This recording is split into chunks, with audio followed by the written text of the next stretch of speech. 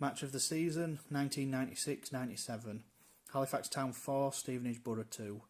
3rd of May 1997. Though relegation from the conference seemed unthinkable, by the last day of the season it loomed large. Just 4 years after dropping out of the Football League, the nightmare scenario had arisen again, and the threat of life in the Unibond League and almost total oblivion hovered over Halifax Town.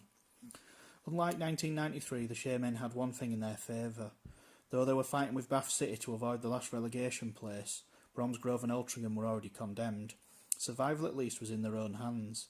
But with only 1 point separating Town from Bath, only victory for the Shaymen would guarantee safety.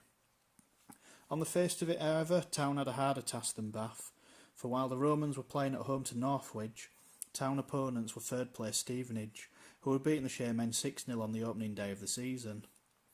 The Did You Know for this chapter? Town's Steve Norris scored over half of his team's goals in the 1990-91 season, the first time this had been done since Bournemouth's Ted McDougall in 1971-72. Back to the chapter.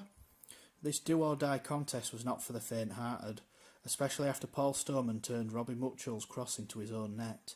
But, urged on by an anxious Shea crowd, Town responded with Mick Norbury capitalising on Darren Lyons' corner.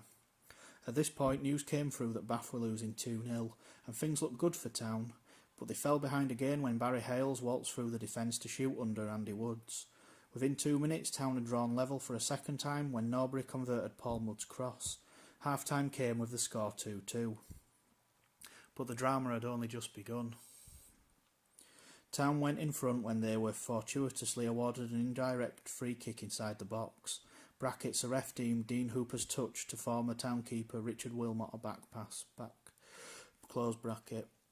Lyons touched the ball to Norbury, who crashed it home to complete his hat-trick, but then Town lost their way completely, living on their nerves as news filtered through that Bath had turned their game round and were now leading 3-2.